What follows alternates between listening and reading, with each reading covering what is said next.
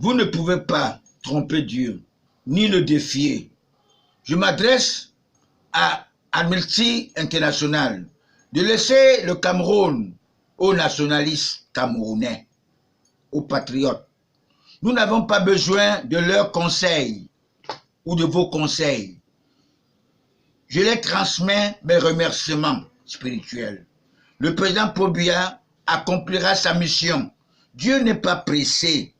100 jours pour le voleur, pour Satan, mais une petite seconde à Dieu pour le neutraliser. Parce que certains disent que Paul Biya est au pouvoir depuis 36 ans. Mais son pouvoir a été confisqué par des enfants de Léopold Jola, que vous connaissez bien. Et l'éteindre définitivement, mes très chers compatriotes, quand la volonté de Dieu veut s'accomplir, même les obstacles deviennent des avantages.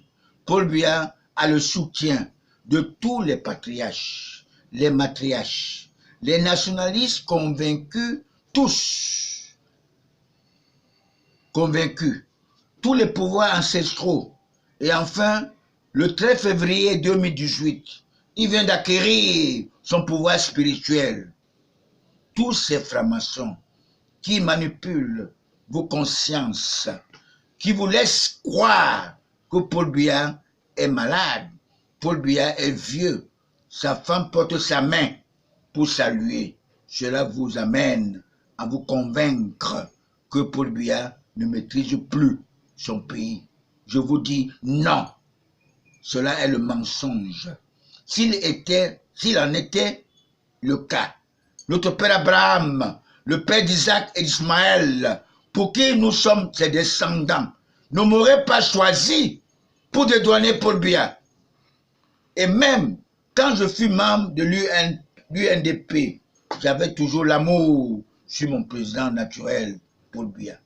J'ai les preuves, il les verra lui-même. J'y suis allé dans ce parti, l'UNDP, parce que je croyais qu'il avait une véritable alliance avec le NDPC.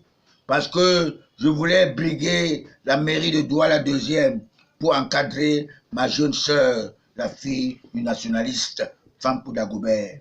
Lorsque je me suis rendu compte qu'ils sont plutôt régionalistes, je suis allé m'adhérer dans le grand RDPC, parti de flamme, que les Occidentaux veulent à tout prix dissoudre, comme ils avaient dissous l'UPC, n'est-ce pas, en 1953.